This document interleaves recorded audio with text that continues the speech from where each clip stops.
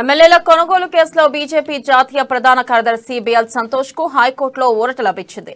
సంతోష్ పై ఉన్న 41A CrPC నోటీసులపై high court stay విధించింది.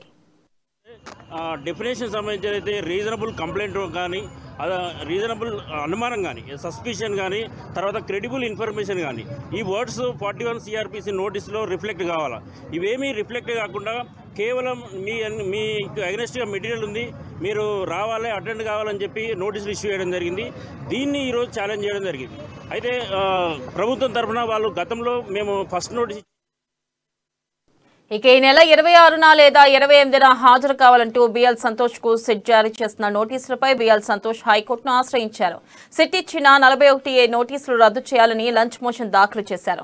Pilot Rohit Reddy ఫిర్యాదులో బిఎల్ సంతోష్ పేరు లేదని, ఎఫ్ఐఆర్లో పేరు లేనప్పుడు ఆయన్ని నిందితుల జాబితాలో ఎలా చేర్చుతారని పిటిషనర్ తరపు లాయర్ వాదించారు.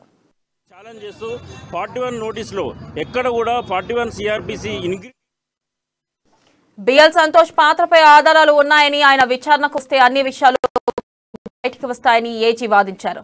41A నోటీసులు ఇచ్చిన తర్వాత సంతోష్ ను నిందితుల జాబితాలో చేర్చి ఏసీబీ కోర్టులో మెమో ఎలా వేస్తారని పిటిషనర్ తరపు న్యాయవాది ప్రశ్నించగా 41A నోటీసుల విషయంలో సింగిల్ జడ్జ్ ఆదేశాలను ఏజీ ప్రస్తావించారు.